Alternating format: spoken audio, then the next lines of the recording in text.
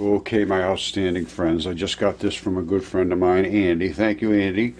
And this is about the rest of the world starting to understand the actual giants that were around the earth. Now, they're just starting to get into looking at 10, 12 foot tall giants. Well, this is a fingertip from a DNA certified giant I have on my property. And this is small, tiny actually, compared to the bigger ones that I have. Also DNA certified. These things turned into stone in a particular condition which is called mud fossilization. And I discovered this 10 years ago and have deeply researched it. That's a goose, there's his feathers, and it's collagen that protects the coating. It's collagen, it's fascia, it's tunica, it's skin.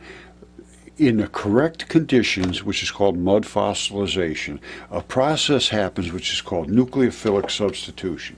You take a piece of meat like that, and it gets invaded by salty waters that contain minerals and so forth that replace what was originally there, and you end up with it looks virtually like a piece of meat that was you could throw on a grill, but it's just petrified in a manner that has never been understood before.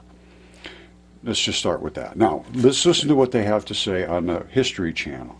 And they're going to be talking about giants that nobody's been paying much attention to. They all thought it was silly in the past, but now they're starting to realize they're not silly at all. And even the stories that we think are giants, they're just tiny little things. I mean, they're absolutely tiny. Listen to this.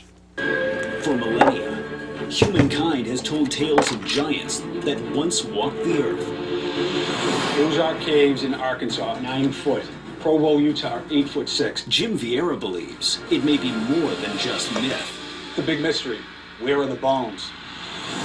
That's the key. The bones are not what you're looking for, Jim. You're looking for the bodies, my friend. Okay, until they start to turn around and realize the chemistry involved. This is what's called nucleophilic substitution. This was a lung, and this is a human lung. It's been DNA tested and certified as human. The pattern and the pleura and the fascia and everything on it is exactly as expected. And it is flat as a pancake. You see that? They all died in a flood. And it was a terrible cataclysmic event that Velikovsky recorded from all the ancient sources. And it said that literally the oceans boiled.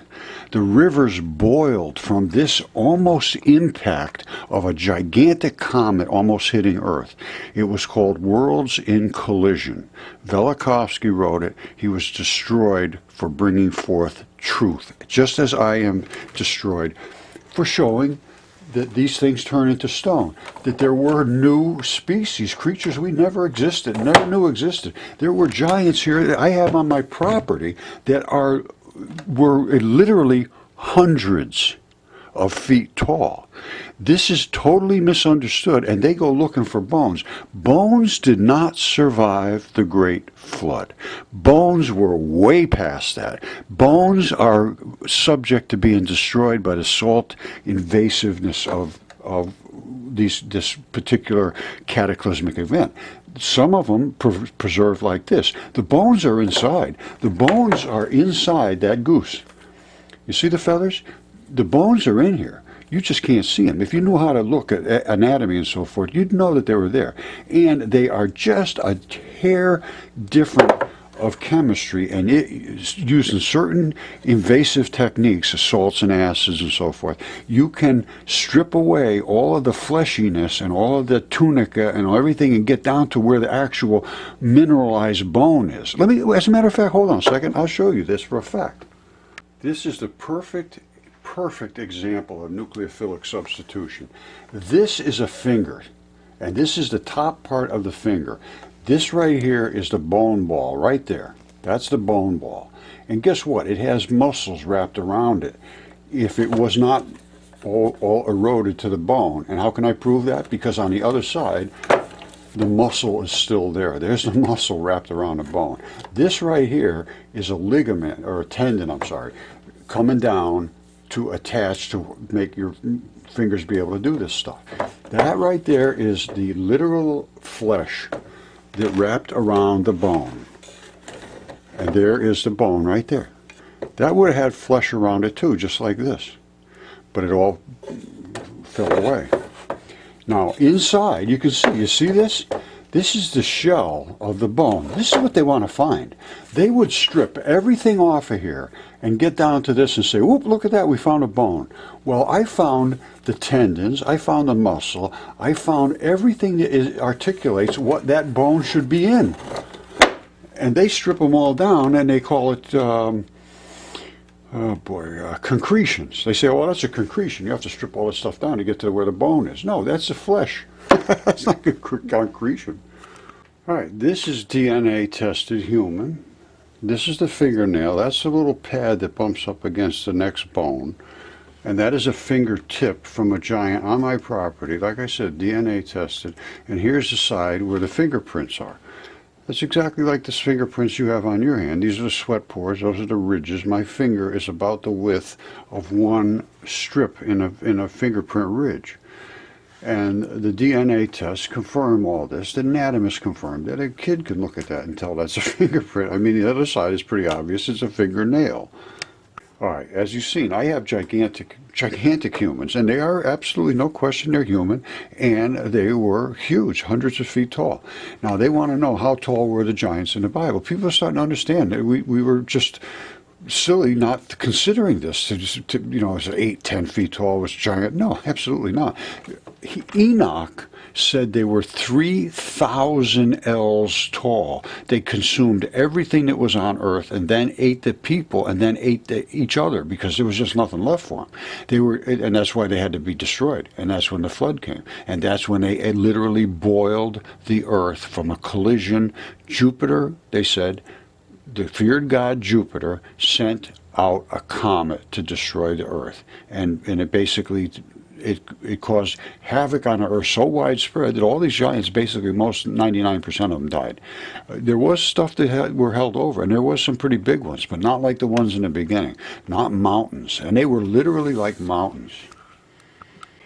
The bottom line, I hate to say it, but academics hate God, and they hate anybody that brings forth the evidence that supports these fantastic statements that were made in the past, in the Bible, in Hesiod and in Ovid, and all of these tales of Hercules and all of these monsters and dragons. Well, Velikovsky did all of this work, and these people, he was destroyed, absolutely totally destroyed by everybody.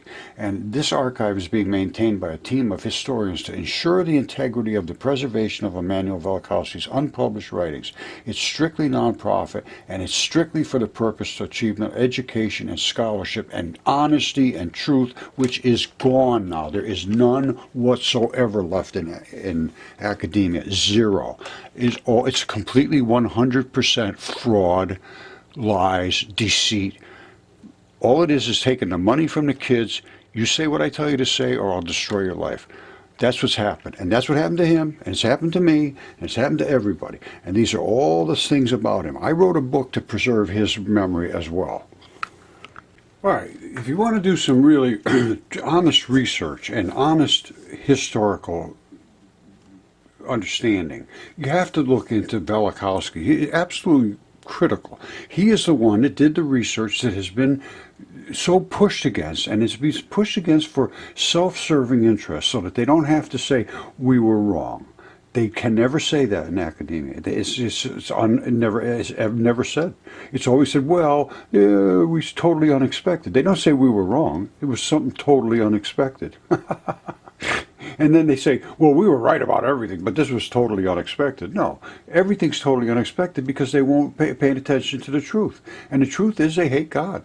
They hate the history that is the reality of our past. And because of evolution and all of these things that they've been touting and trying to crush everybody, it made such a disastrous mess of being so nasty to people that have some understanding of these past events. They're just a mean group of people. They're bullies, And they now I can't imagine having that kind of a job to be an academic and knowing that every day I had to go to work and tell people things that aren't true. They can't be this incompetent. There's no person on the face of the earth that can breathe oxygen and be that incompetent. It's impossible. They'd have to fall over dead. It's impossible. So what does that leave you with? They're either frauds or liars, and they can live with that, and they're happy with that as long as they're getting a good paycheck. And they don't care about the kids. Obviously, couldn't care less about the kids. Nobody will stand up because they know they'll be crushed. I understand self-interest. I understand you have to make a living and stay afloat in a world of sharks. And that's what you got, is nothing but sharks now living in academia that want to be the top dog. They don't care what they have to say. They don't care who they have to destroy to become that top dog. And then once they're there, forget about it. You're never going to get to speak your mind because they will crush you. And if you're a student, forget about it. There's no way in the world you can speak up. You're intimidated from the moment you walk in there. After they extort you and take a ton of money and say, if you don't come here and get a piece of paper from us, you're never going to get a job. You're just going to work in the fields. So give us a bunch of money and then do exactly what we say, or we'll destroy your life. How's that? That's academia now. And it's very frustrating, and I'm never going to walk away from this. Sooner or later, people are going to say, this guy is right, Roger, we should have listened. We're going to step up and say something now. We're not going to sit in a corner and hide and say, oh, this guy's got a PhD, or this guy's got he went to Yale or Harvard. That's just, they're nothing more than lackeys. They're nothing more than drones. And they have to follow that, and then they have to stand up and be so proud that they went there. Oh, I went to Harvard. That means you're a clown. Or you might have gone to Yale, and then in that case you would have been a buffoon.